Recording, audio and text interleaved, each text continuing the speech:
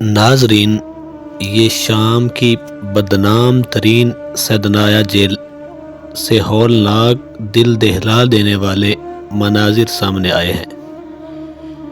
ظلم اور بربریت کی ایسی داستانیں کہ انسانیت کانپ جائے۔ قیدیوں کو بغیر کسی جرم کے سال ہاں سال قید تنہائی میں رکھا گیا، ان پر تشدد، بھوک اور غیر انسانی سلوک کی انتہا کر دی گئی۔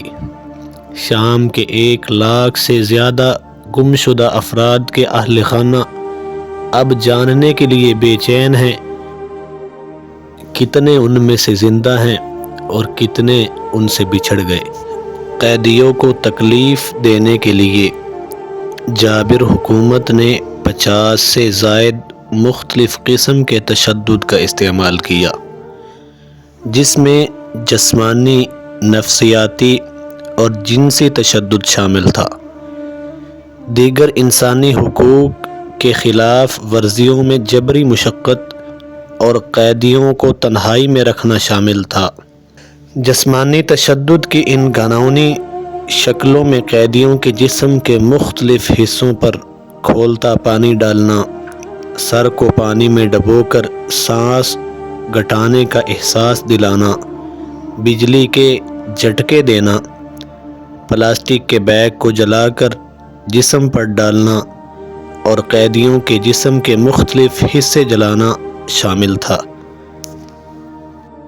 حکومت نے ناخن کھینچنے، بال نوچنے، کان اور دیگر اعضاء کو کاٹنے جیسے ہتھ کنڈے بھی استعمال کیے اور ان مظالم کے لیے کینچی اور دوسرے آلات کا سہارا لیا جاتا۔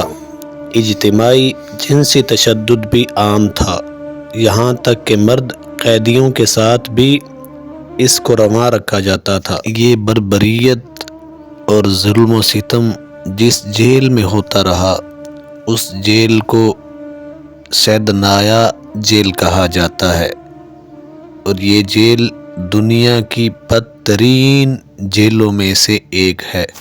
آخر میں صرف اتنا پیغام دینا چاہوں گا کہ آخر مسلمان کا خون ہی اتنا سستا کیوں ہے کہ کبھی مسلمانوں پر شام میں ظلم کیا جاتا ہے، کبھی برما میں تو کبھی فلسطین میں، کبھی عراق میں تو کبھی افغانستان میں۔